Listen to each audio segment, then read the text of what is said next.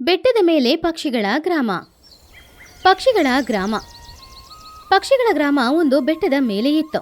ಬೆಟ್ಟದಿಂದ ಕೆಳಗಡೆ ನೋಡಿದ್ರೆ ಹಚ್ಚ ಹಸಿರಾಗಿರುವ ಹೊಲ, ಹರಿದು ಓಡ್ತಾ ಇರುವ ನದಿ, ಅಂದವಾದ ಹೂವಿನ ತೋಟ ಕಾಣಿಸ್ತಿತ್ತು. ಪಕ್ಷಿಗಳು ಬೆಟ್ಟದ ಮೇಲೆ ಇರೋದ್ರಿಂದ ಅಲ್ಲಿ ಅವರಿಗೆ ಸ್ವಚ್ಛವಾದ ಗಾಳಿ ಸಿಗ್ತಾ ಇತ್ತು. ಬೆಳಗ್ಗೆ ಬೆಟ್ಟದ ಮೇಲೆ ಇರುವ ಆ ಊರನ್ನ ನೋಡಿದ್ರೆ ಮಂಚಿನೊಂದಿಗೆ ನೋಡಕ್ಕೆ ಸ್ವರ್ಗದ ತರ ಕಾಣಿಸ್ತಿತ್ತು. ಆ ದಿನ ಬೆಳಗ್ಗೆ ಊರಿನಲ್ಲಿದ್ದ ಪಕ್ಷಿಗಳು ಎಲ್ರೂ ಕೂಡ ಒಂದು ಮರದ ಕೆಳಗಡೆ ನಿಂತ್ಕೊಂಡಿದ್ರು. ಪಕ್ಷಿಗಳ, ನಾವು ಬೆಟ್ಟದ ಮೇಲೆ ಇರೋದ್ರಿಂದ ಇಲ್ಲಿ ಸ್ವಚ್ಛವಾದ ಗಾಳಿ ಸಿಗ್ತಾ ಇದೆ. ಆ ಸೂರ್ಯನ ಕಿರಣಗಳು ಮೊದಲು ಬೀಳೋದು ನಮ್ಮ ಮನೆಗಳ ಮೇಲೇನೆ. ನನಗಂತೂ ಈ ಬೆಟ್ಟದ ಮೇಲೆ ವಾಸ ಮಾಡೋದು ತುಂಬಾನೇ ಇಷ್ಟ ಆಗಿದೆ. ಇಲ್ಲಿ ವಾತಾವರಣ ಯಾವಾಗ್ಲೂ ತುಂಬಾ ತಂಪಾಗಿರುತ್ತೆ. ಹೌದು ಮಹಿಯವರೇ, ನೀವು ಹೇಳೋದು ನಿಜಾನೇ. ಬೆಳಗ್ಗೆ ಎದ್ದು ಇಲ್ಲಿಂದ ನಿಂತ್ಕೊಂಡು ಕೆಳಗಡೆ ನೋಡಿದ್ರೆ ಆ ವ್ಯೂ ಎಷ್ಟು ಚೆನ್ನಾಗಿರುತ್ತೆ ಗೊತ್ತಾ.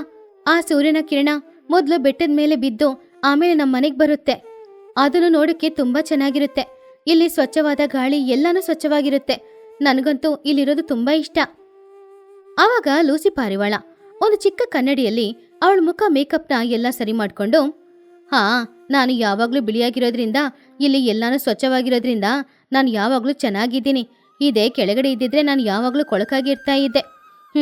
ಅದು ಅಲ್ಲದೆ ಇಲ್ಲಿ ಬೀಳೋ ಮಂಚು ನನಗೆ ಬೆಳಗ್ಗೆನೆ ಏನೋ ಐಸ್ ಬಾತ್ ಮಾಡಿತಾರೆ ಇರುತ್ತೆ ಗೊತ್ತಾ. ನನಗೂ ಕೆಳಗೆ ನದಿಯಲ್ಲಿ ಹೋಗಿ ಈಜೊಡ್ದು ಆಮೇಲೆ ಬೆಟ್ಟ ಹತ್ತಿ ಬಂದು ಇಲ್ಲಿ ನನ್ನ ರೆಕ್ಕೆಗಳನ್ನು ಒಣಗಿಸಿದ್ರೆ ತುಂಬಾ ಖುಷಿಯಾಗಿರುತ್ತೆ. ನನ್ನ ಸುಸ್ತೆಲ್ಲಾನು ಹಾರ್ಕೊಂಡು ಹೋಗುತ್ತೆ. ನನಗೂ ಕೂಡ ಈ ಬೆಟ್ಟದಲ್ಲಿರೋದು ತುಂಬಾನೇ ಇಷ್ಟ. ಹಬ್ಬಬ್ಬಬ್ಬಾ, ನನಗಂತೂ ಕಾಲು ನೋವಾಗ್ತಾ ಇದೆ. ಇಲ್ಲಿ ಸ್ವಚ್ಛವಾದ ಗಾಳಿ, ಬೆಳಕು ಎಲ್ಲಾನು ಸರಿನೇ. ಆದ್ರೆ ಏನಾದ್ರೂ ತಗೊಳ್ಬೇಕು ಅಂದ್ರೆ ನಾವು ಬೆಟ್ಟ ಇಳಿದು ಕೆಳಗಡೆ ಹೋಗ್ಬೇಕಾಗುತ್ತೆ. ಮಹಿಯವ್ರೆ, ನಾವ್ ಯಾಕೆ ಇಳಿಯಕ್ಕೋ ಹತ್ತಕ್ಕೋ ಒಂದು ಎಸ್ಕಲೇಟ್ರೋ ಇಲ್ಲ ಲಿಫ್ಟ್ ಇಡ್ಬಾರ್ದು? ಹೌದು, ನಮ್ಮಮ್ಮನಿಗೆ ಹಸುವು ಜಾಸ್ತಿ. ಹಸುವಾದಾಗ ಊಟ ಮಾಡಲಿಲ್ಲ ಅಂದ್ರೆ ಅವ್ರು ಮೂಚೆ ಹೋಗಿ ಬಿದ್ದ್ಬಿಡ್ತಾರೆ. ನೆನ್ನೆ ಕೂಡ ಬಿರಿಯಾನಿಲಿ ಲೆಗ್ ಪೀಸ್ ಅಂತ ಅಂದ್ಕೊಂಡು ನನ್ನ ದಿಂಬು ಕಚ್ಚಿದ್ರು. ಎಲ್ಲರ ಮುಂದ್ಗಡೆ ಮಾನ ಮರ್ಯಾದೆ ತೆಗಿಬೇಡ ಕಣೋ. ಹಾಗಂತ ಹೇಳಿ ಎಲ್ಲರ ಹತ್ರ, ಸರಿ ಅದೆಲ್ಲ ಇರ್ಲಿ, ಇವಾಗ ಬೆಳಿಗ್ಗೆ ಟಿಫನ್ಗೆ ನಾವು ಏನ್ ಮಾಡೋದು ಹೇಳಿ? ಅದನ್ನು ಕೇಳಿದ ಮಹಿ ಹದ್ದು, ಯಾಕೆ ಚಿಚ್ಚು, ನಿನಗೆ ಗೊತ್ತಿಲ್ವಾ? ಕೆಳಗಡೆ ಅಡವಿ ಇದೆ. ಇವಾಗಲೇ ಎಲ್ಲರೂ ಅಡವಿಗೆ ಹೋಗೋಣ.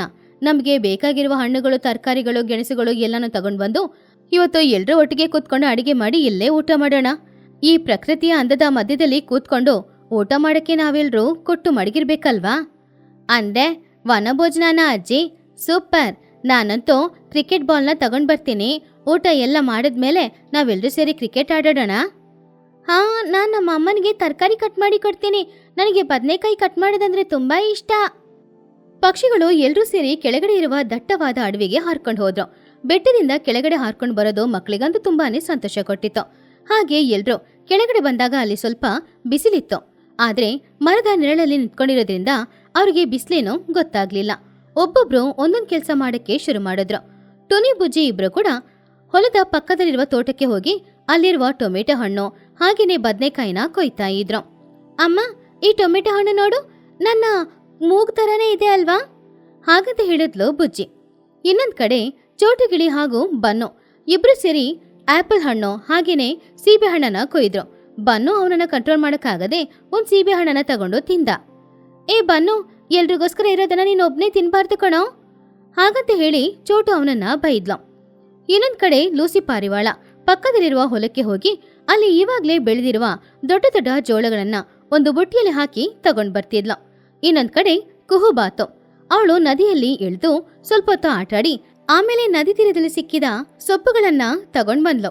ಆದ್ರೆ ಇನ್ನೊಂದ್ ಕಡೆ ಮಾತ್ರ ಚಿಚುಕಾಗೆ ಯಾವುದೇ ಕೆಲ್ಸನೂ ಮಾಡದೆ ಒಂದು ಮರದ ನೆರಳಲ್ಲಿ ನಿಂತ್ಕೊಂಡು ಸುಲಭವಾಗಿ ಏನ್ ಸಿಗುತ್ತೆ ಅದನ್ನ ತಗೊಂಡ್ ಹೋಗೋಣ ಅಂತ ಅವಳು ನೋಡ್ತಾ ಇದ್ಲು.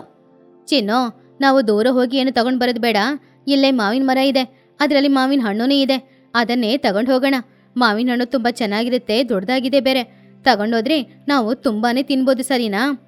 ಸರಿ ಅಮ್ಮ, ಆದ್ರೆ ಈ ಮಾವಿನ ಹಣ್ಣು ದಪ್ಪ ಇದೆ. ಇದನ್ನ ಇಲ್ಲಿಂದ ಎತ್ಕೊಂಡು ಬೆಟ್ಟ ಹತ್ತಕ್ಕಾಗುತ್ತಾ ನಮ್ಮಿಂದ? ಆಗುತ್ತೆ ಕಣೋ. ನಿಮ್ಮಮ್ಮನ ಬಗ್ಗೆ ನಿನಗಿನ್ನೂ ಗೊತ್ತಿಲ್ಲ. ನನಗೆ ನನ್ನ ಮೈಯಲ್ಲಿ ಬಲ ಜಾಸ್ತಿ ಕಣೋ. ಹಾಗಂತ ಹೇಳಿ ಚಿಚುಕಾಗೆ 2 ಮಾವಿನ ಹಣ್ಣುಗಳನ್ನ ಬುಟ್ಟಿಯಲ್ಲಿ ತೆಗೆದು ಹಾಕೊಂಡ್ಲು.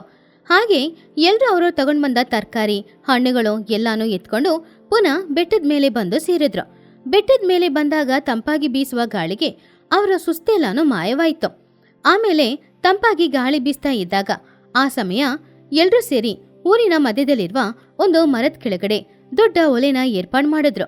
ಗಾಳಿಯಲ್ಲಿ ಒಲೆ ಏನೋ ಆಗ್ಬಾರ್ದು ಅನ್ನೋದಕ್ಕೋಸ್ಕರ ಸುತ್ತಮುತ್ತ ಕಲ್ಲನ್ನು ಇಟ್ಟಿದ್ರು. ಟುನಿಗುಬ್ಬಚ್ಚಿ ಒಲೆಯಲ್ಲಿ ದೊಡ್ಡ ಮಡಿಕೆನ ಇಟ್ಟು ತಗೊಂಡ್ ಬಂದ ತರಕಾರಿಗಳನ್ನ ಹಾಕಿ ವೆಜಿಟೇಬಲ್ ರೈಸ್ನ ಮಾಡ್ತಾ ಇದ್ಲು. ಅದರಲ್ಲಿ ಅವಳು ತುಪ್ಪ ಹಾಕಿದಾಗ ಅದರ ಪರಿಮಳ ಎಲ್ಲ ಜಾಗನೂ ಹರಡ್ತು. ಆವಾಗ ಕುಹುಬಾತು ಅವಳಿಗೆ ತರಕಾರಿ ಎಲ್ಲಾನು ಕಟ್ ಮಾಡಿ ಕೊಟ್ಟು ಹೆಲ್ಪ್ ಮಾಡ್ತಾ ಇದ್ಲು. ಇನ್ನೊಂದ್ ಕಡೆ ಚೋಟೆಗಿಳಿ ಹಣ್ಣುಗಳನ್ನೆಲ್ಲ ಕಟ್ ಮಾಡಿ ಫ್ರೂಟ್ ಸ್ಯಾಲೆಡ್ನ ತಯಾರು ಮಾಡ್ತಾ ಇದ್ಲು. ಎಲ್ರೂ ಬನ್ನಿ ಬಂದ್ ಕೂತ್ಕೊಳ್ಳಿ, ನಾವು ಕೂರಕ್ಕೆ ಚಾಪೆ ಮೇಲೆ ಹೂ ತಗೊಂಡ್ ಹಾಕ್ತಾ ಇದ್ದೀನಿ, ಬಾಳೆ ಎಲೆನ ಇಡ್ತಾ ಇದ್ದೀನಿ. ನಾವು ಕೂತ್ಕೊಳ್ಳೋ ಜಾಗ ರಾಯಲ್ ಆಗಿರ್ಬೇಕಲ್ವಾ? ಹಾಗೆ ಒಬ್ಬೊಬ್ರು ಒಂದೊಂದ್ ಕೆಲ್ಸ ಮಾಡ್ತಾ ಇದ್ದಾಗ ಚಿಚುಕಾಗೆ ಮಾತ್ರ ಆ ಕಡೆ ಈ ಕಡೆ ನಡೀತಾ ಇದ್ಲು. ಅವಳಿಗೆ ಬೇಗ ಊಟ ಮಾಡ್ಬೇಕು ಅಂತ ಅನಿಸ್ತು. ಟುನಿ, ನಿನಗೆ ಏನಾದ್ರೂ ಹೆಲ್ಪ್ ಬೇಕಂದ್ರೆ ನನ್ನನ್ನು ಕರಿ. ಆ ವೆಜಿಟೇಬಲ್ ರೈಸಲ್ಲಿ ಉಪ್ಪು ಖಾರ ಏನಾದ್ರೂ ಕಮ್ಮಿ ಇದ್ರೆ ನಾನ್ ನೋಡ್ತೀನಿ. ಹೆಚ್ಚು ಕಡಿಮೆ ಏನಾದ್ರೂ ಇದ್ರೆ ಹೇಳ್ತೀನಿ, ಅವಾಗ ನೀನದನ್ನ ಬೇಗ ಹಾಕೊಳ್ಬೋದು. ಟುನಿಗುಬ್ಬಚ್ಚಿ ನಗುತ್ತಾ, ಚಿಚು, ನಿನ್ನ ಟೇಸ್ಟಿಂಗ್ ಬಗ್ಗೆ ನನಗೆ ಚೆನ್ನಾಗಿ ಗೊತ್ತು. ನೀನು ಟೇಸ್ಟ್ ನೋಡ್ತೀನಿ ಅಂತ ಹೇಳಿ ಎಲ್ಲ ವೆಜಿಟೇಬಲ್ ರೈಸ್ನ ತಿಂದ್ಬಿಡ್ತೀಯ. ಮೊನ್ನೆ ಪಾಯಸನ ಕೂಡ ನೀನು ಹಾಗೇನೆ ಮಾಡಿದೆ. ಅಡುಗೆ ಮುಗಿಯೋ ತನಕ ನೀನು ಇಲ್ಲಿ ಬರಲೇಬಾರ್ದು, ಗೊತ್ತಾಯ್ತಾ? ಹೌದಮ್ಮ, ವಾಸನೆಗೆ ನನಗೂ ಕೂಡ ಹಸುವು 4 ಪಟ್ಟು ಹೆಚ್ಚಾಯಿತು. ಆದರೆ ನನ್ನನ್ನು ನಾನು ಕಂಟ್ರೋಲ್ ಮಾಡ್ಕೊಳ್ತಿದ್ದೀನಿ ನೋಡು. ಹಾ, ಹೀಗೆ ಎಲ್ಲರೂ ಸೇರಿ ಒಟ್ಟಿಗೆ ಅಡಿಗೆ ಮಾಡಿ ಊಟ ಮಾಡೋದ್ರಲ್ಲಿ ಸಿಗೋ ಕಿಕ್ಕೇ ಬೇರೆ. ಇದೇ ರೀತಿ ದಿನಾನು ನಡೆದ್ರೆ ತುಂಬಾ ಚೆನ್ನಾಗಿರುತ್ತೆ ಅಲ್ವಾ ಮಕ್ಳೇ? ಅಡ್ಗೆ ಕೆಲಸ ಮುಗೀತು. ಮೆಲ್ಲೆ ಮೆಲ್ಲೆ ಸೂರ್ಯ ಕೂಡ ಮರೆಯಾಗ್ತಾ ಇದ್ದ. ಆಕಾಶನೇ ಆರೆಂಜ್ ಬಣ್ಣಕ್ಕೆ ಬದಲಾಯಿತು. ಸ್ವಲ್ಪನೇ ಇರುವ ಬಿಸಿಲು, ತಂಪಾದ ಗಾಳಿ ಎರಡೂ ಸೇರಿ ವಾತಾವರಣ ತುಂಬಾ ಚೆನ್ನಾಗಿತ್ತು. ಆಮೇಲೆ ಎಲ್ರೂ ಮರದ ಕೆಳಗಡೆ ಬಂದು ಬಾಳೆ ಎಲೆ ಹಾಕೊಂಡು ರೌಂಡ್ ಆಗಿ ಕೂತ್ಕೊಂಡಿದ್ರು. ಅವಾಗ ಟುನಿಗುಬ್ಬಚ್ಚಿ ಬಿಸಿ ಬಿಸಿಯಾಗಿರುವ ಆ ವೆಜಿಟೇಬಲ್ ರೈಸ್ನ ಎಲ್ಲರ ಎಲೆಯಲ್ಲೂ ಬಡ್ಸೋದ್ಲು. ಅದರ ಪರಿಮಳ ತುಂಬಾನು ಚೆನ್ನಾಗಿತ್ತು. ಆವಾಗ ಚೋಟುಗಿಳಿ ಅವಳು ರೆಡಿ ಮಾಡಿ ಇಟ್ಟಿರುವ ಫ್ರೂಟ್ ಸ್ಯಾಲಡ್ನ ಎಲ್ಲರ ಎಲೆಯಲ್ಲೂ ಇಟ್ಲು. ಚಿಚುಕಾಗೆ ಮಾವಿನ ಹಣ್ಣನ್ನ ಕಟ್ ಮಾಡಿ ಎಲೆಯಲ್ಲಿ ಇಟ್ಲು. ಎಲ್ಲಾನು ನೋಡಕ್ಕೆ ತುಂಬಾ ಚೆನ್ನಾಗಿತ್ತು. ಆಹಾ ಟುನಿ, ಈ ವೆಜಿಟೇಬಲ್ ರೈಸ್ ಅಂತೂ ತುಂಬಾ ಚೆನ್ನಾಗಿದೆ. ನನಗೆ ತುಂಬಾನೇ ಇಷ್ಟ ಆಯಿತು. ಇದನ್ನ ತಿನ್ನುವಾಗ ಇದು ಅಮೃತದ ತರನೇ ಇದೆ. ಆವಾಗ ಚಿಚುಕಾಗಿ ಕೂಡ ಆ ವೆಜಿಟೇಬಲ್ ರೈಸ್ನ ತಿನ್ನೋಡಿ, ಟೋನಿ, ನಿಜ ನಿನ್ನ ಅಡಿಗೆ ಯಾವಾಗ್ಲೂ ಚೆನ್ನಾಗಿರುತ್ತೆ. ಆದ್ರೆ ಇವತ್ತು ಈ ವೆಜಿಟೇಬಲ್ ರೈಸ್ ಜೊತೆ ನಾನು ತಗೊಂಡ್ ಬಂದಿರುವ ಮಾವಿನ ಹಣ್ಣನ್ನ ಇಟ್ಟು ತಿನ್ನೋಡಿ, ಆವಾಗ ಟೇಸ್ಟ್ ಅಂತೂ ತುಂಬಾ ಚೆನ್ನಾಗಿರುತ್ತೆ.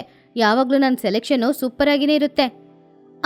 ಹೌದಾಂಟಿ, ಮಾವಿನ ಹಣ್ಣು ಚೆನ್ನಾಗಿದೆ, ನಮ್ಮಮ್ಮ ಮಾಡಿರುವ ರೈಸ್ನು ಚೆನ್ನಾಗಿದೆ. ಇದೇ ರೀತಿ ನಾವು ದಿನ ಅಡವಿಗೆ ಹೋಗಿ ಹಣ್ಣೆಲ್ಲ ತಗೊಂಡ್ ಬಂದು ತಿನ್ನೋಣ. ನಾನು ನಾಳೆ ಮಾವಿನ ಹಣ್ಣು ತಗೊಂಡ್ ಬಂದು ನಮ್ಮ ಅಮ್ಮನ ಕೈಯಲ್ಲಿ ಕೊಟ್ಟು ಜ್ಯೂಸ್ ಮಾಡಕ್ಕೆ ಹೇಳ್ತೀನಿ. ನಾಳೆ ನಾವೆಲ್ಲರೂ ಕೂಡ ಜ್ಯೂಸ್ ಕುಡಿಯೋಣ. ಈ ಬೆಟ್ಟದ ಮೇಲೆ ಮನೆ ಇರೋದ್ರಿಂದ ಇಲ್ಲಿ ತಂಪಾದ ಗಾಳಿಯಲ್ಲಿ ನಾವೆಲ್ಲರೂ ಸಂತೋಷವಾಗಿದ್ದೀವಿ. ಕೆಳಗಡೆ ಬೇಕಾಗಿರುವ ಆಹಾರ ಸಿಗುತ್ತೆ. ಬೆಟ್ಟದ ಮೇಲೆ ಯಾವಾಗ್ಲೂ ವಾತಾವರಣ ತಣ್ಣಗಿರುತ್ತೆ. ನಿಜವಾಗ್ಲೂ ಇದು ಸ್ವರ್ಗನೇ ಅಲ್ವಾ? ಹೌದು, ಪ್ರತಿದಿನ ಇದೇ ರೀತಿ ನಾವು ಒಟ್ಟಿಗೆ ಕೂತ್ಕೊಂಡು ಊಟ ಮಾಡೋದೇ ನಿಜವಾದ ಸ್ವರ್ಗ. ಎಲ್ರೂ ಹೊಟ್ಟೆ ತುಂಬಾ ತಿಂದು ಸಂತೋಷವಾಗಿ ಕೂತ್ಕೊಂಡು ಮಾತಾಡ್ತಾ ಇದ್ರು. ಮಕ್ಳೆಲ್ರೂ ಕೂಡ ಹೊಟ್ಟೆ ತುಂಬಾ ತಿಂದ್ಮೇಲೆ ಅಲ್ಲೇ ಸಂತೋಷವಾಗಿ ಆಟಾಡಕ್ಕೆ ಶುರು ಮಾಡಿದ್ರು. ಆವಾಗ ದೊಡ್ಡವರು ಎಲ್ರೂ ಕೂಡ ಚಿಕ್ಕ ಮಕ್ಕಳು ಸಂತೋಷವಾಗಿ ಆಟಾಡೋದನ್ನ ನೋಡಿ ಅವರು ಕೂಡ ಬಾಯಿ ಬಿಟ್ಟು ನಗಾಡ್ತಾ ಇದ್ರು. ಹಾಗೆ ಆ ಬೆಟ್ಟದ ಮೇಲೆ ಇರುವ ಪಕ್ಷಿಗಳು ಎಲ್ರೂ ಕೂಡ ತುಂಬಾನೇ ಸಂತೋಷವಾಗಿದ್ರು. ಈ ಕಥೆಯಲ್ಲಿರುವ ನೀತಿ ಏನು ಅಂದ್ರೆ, ಸ್ವಚ್ಛವಾದ ಗಾಳಿ, ಸ್ವಚ್ಛವಾದ ಆಹಾರ ಇದೆಲ್ಲ ಇದ್ರೆ ಸಾಕಾಗಲ್ಲ. ಅಲ್ಲಿ ಬಾಳೋರು ಕೂಡ ಸ್ವಚ್ಛವಾದ ಮನಸ್ಸಿನೊಂದಿಗೆ ಇದ್ದು ಒಬ್ರಿಗೊಬ್ರು ಸಹಾಯ ಮಾಡ್ಕೊಂಡ್ರೆ ಸಂತೋಷ ಜಾಸ್ತಿ ಆಗುತ್ತೆ.